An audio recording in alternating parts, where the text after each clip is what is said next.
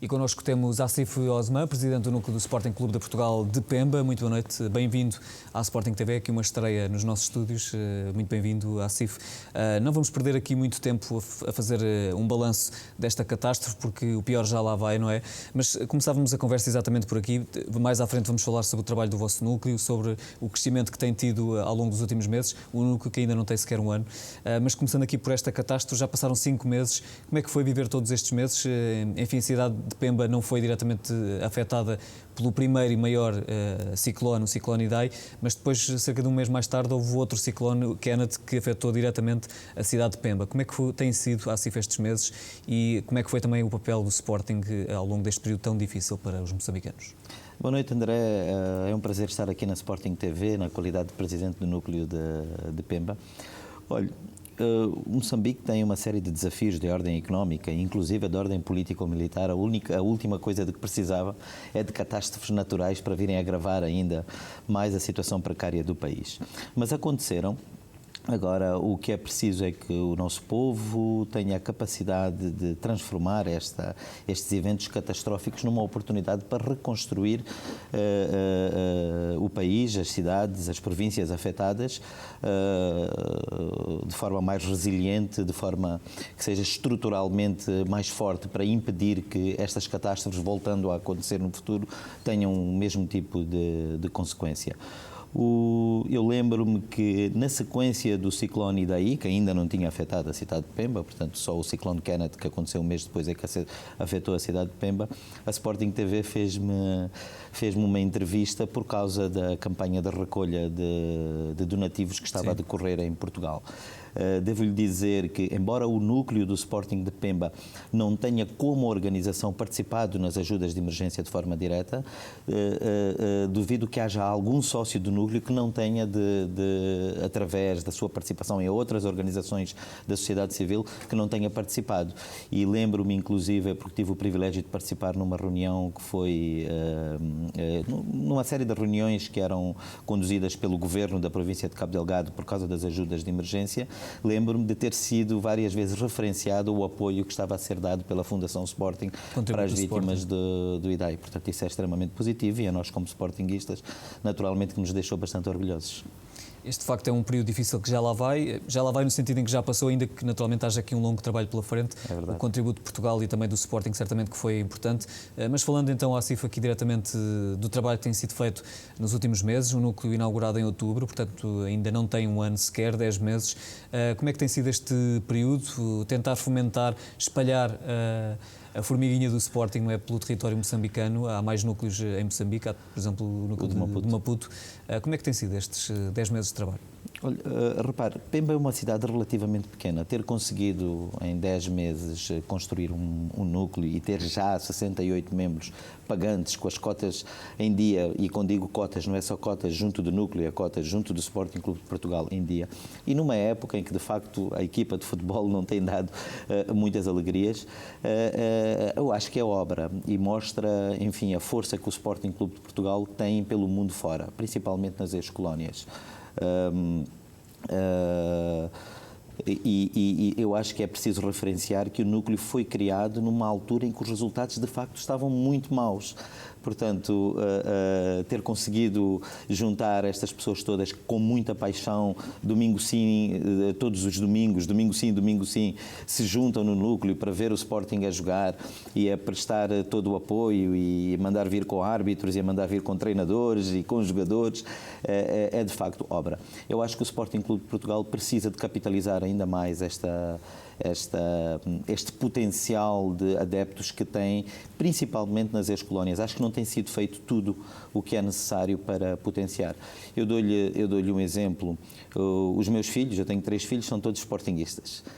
Mas hoje em dia, para além de serem sportinguistas, também são do Real Madrid, o outro é do Barcelona. Portanto, começa a haver aqui clubes que estão muito presentes internacionalmente, mais presentes em Moçambique do que Sporting, e isso faz do que Sporting e eventualmente outros clubes portugueses. E isso começa a ser preocupante. Eu, a brincar com o meu filho há cerca de 1 mês ou 2 meses, perguntei-lhe então se o Sporting jogasse com o Real Madrid, quem é que ele apoiava? E ele hesitou, o que significa que neste momento ele está dividido já entre o Sporting e o Real Madrid.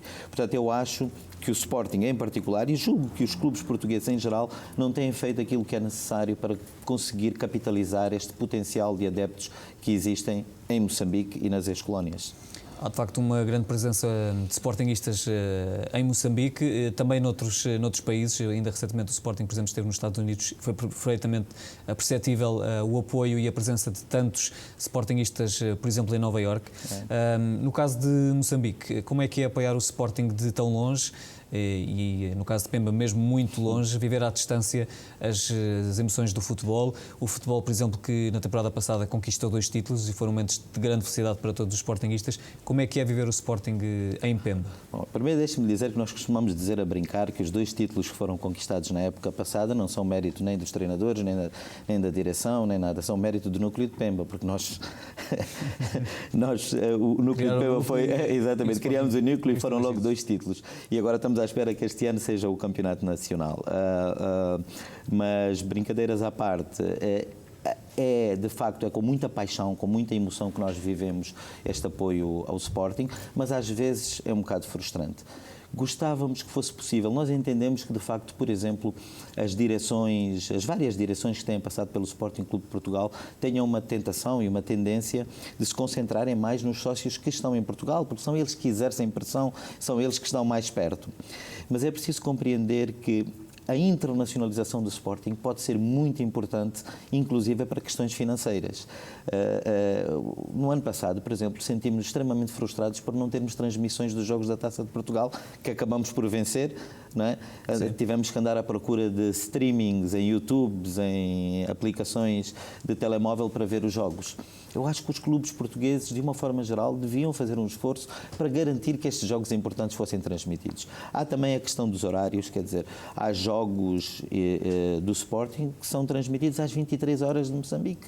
Eu acho que podia-se fazer um esforço para, de facto, adequar um bocadinho mais os horários às ex-colónias. Já é complexa aqui em Portugal.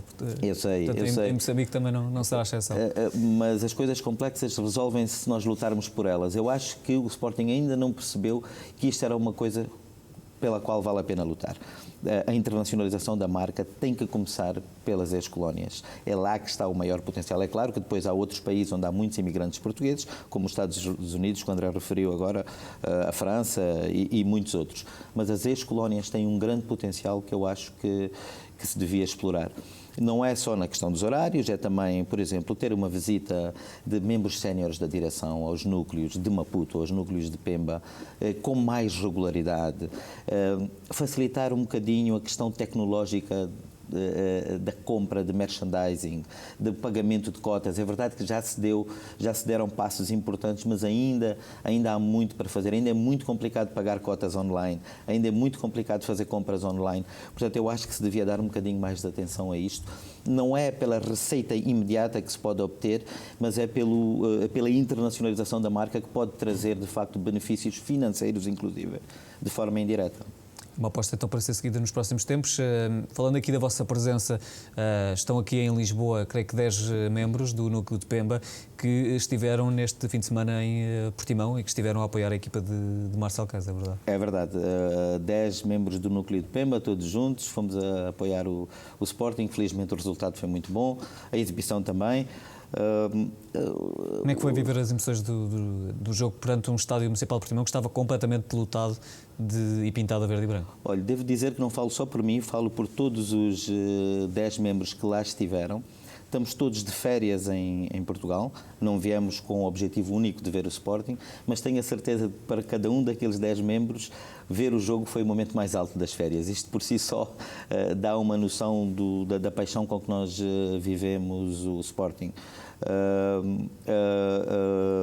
Gostávamos de poder ver também o jogo em Alvalade, infelizmente, agora no domingo, infelizmente não é possível por uma questão de agenda, vamos todos regressar precisamente no dia do jogo, mas tenho a certeza absoluta que os núcleos pela televisão acompanham e vão continuar a apoiar o Sporting. Estamos convencidos de que este vai ser o nosso ano. Quais é que são já agora perguntava-lhe, quais é que são as vossas expectativas para esta temporada?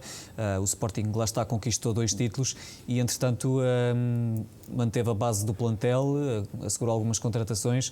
Expectativas para esta temporada?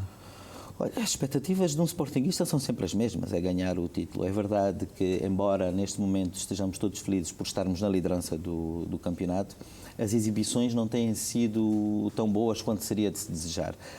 Mas é muito importante que um clube que, mesmo não estando se exibindo ao seu melhor nível, um clube que, mesmo não estando-se a exibir no seu melhor nível, vai ganhando, é sinal de que tem capacidade para ganhar campeonatos. É essa a nossa esperança, que o nível exibicional, com o incremento de confiança que estas vitórias trazem, venha a melhorar e que nós possamos, mesmo não tendo os mesmos recursos financeiros e o mesmo trabalho de base que foi feito já pelos clubes rivais, que seja possível, com esforço, com muita dedicação, ultrapassar. Agora, temos que ser extremamente exigentes nos níveis de concentração. Eu não sou um expert em analisar táticas de futebol, mas tenho a impressão de que nós, durante os jogos, os nossos jogadores demonstram muita falta de concentração em determinados lances. E julgo que isso também deve derivar de alguma falta de confiança, que espero que estas vitórias venham a colmatar e que seja possível, de facto, ganharmos o campeonato. Asif Osman, muito obrigado pela sua presença neste Sporting Grande Jornal. Espero por si e esperamos todos aqui na Sporting TV numa próxima oportunidade. Muito obrigado, eu que agradeço. Obrigado.